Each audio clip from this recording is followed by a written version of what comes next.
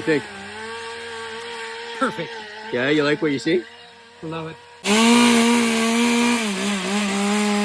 Residents living near Jack Robertson Memorial Park in what used to be known as Old Glenmore or Bankhead have been listening to the sounds of chainsaws for the past week. But no one's complaining.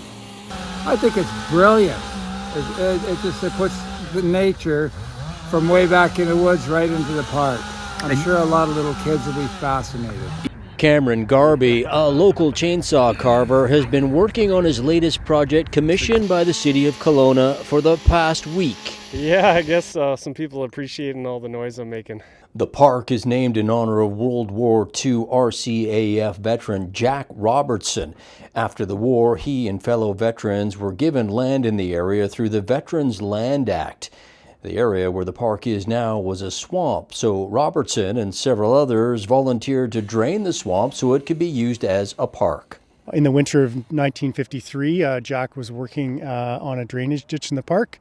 Unfortunately, that ditch collapsed on him and three others. Three others got out, but he sadly passed. And I think the other three, and obviously those who were working on the park, were inspired to name it after him. When a poplar tree was blown over by a storm recently, it was decided that the remaining stump would be turned into a carving in his honor. Garby doesn't normally carve bears, but he made an exception this time. You know, symbol of strength, a leader of the forest. You know, he's the leader of the community. Having twins of my own, I actually think it's really important to bring them down here, remind them of who their grandfather was, how we're connected not only to this park, but also to the larger city. Todd Cash, an urban forestry supervisor with City of Kelowna, says Garby's work with an owl in Lombardy Park and a heron at Sarson's Beach really piqued the public's interest and a desire for more chainsaw carvings. Everybody is stopping to have a look, and that's something that we have seen with a number of other these types of situations where you make a difference in a park and people really take notice.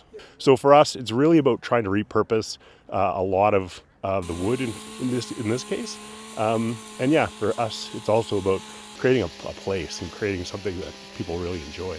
This is my third carving for the city now, and it's all thanks to the public outreach, really. People send in emails. They've just had an overwhelming response for the carvings that I have done, and just given these stumps a second life, especially for people who grew up here and they used to play under these trees. You know, there's a bit of emotional sentiment connected to them when they come and cut them down. Cameron's still a couple of days away from finishing his bear. Once it's done, he'll add a plaque to memorialize the veteran that this park is named after. Rob Gibson, Castanet News, Kelowna.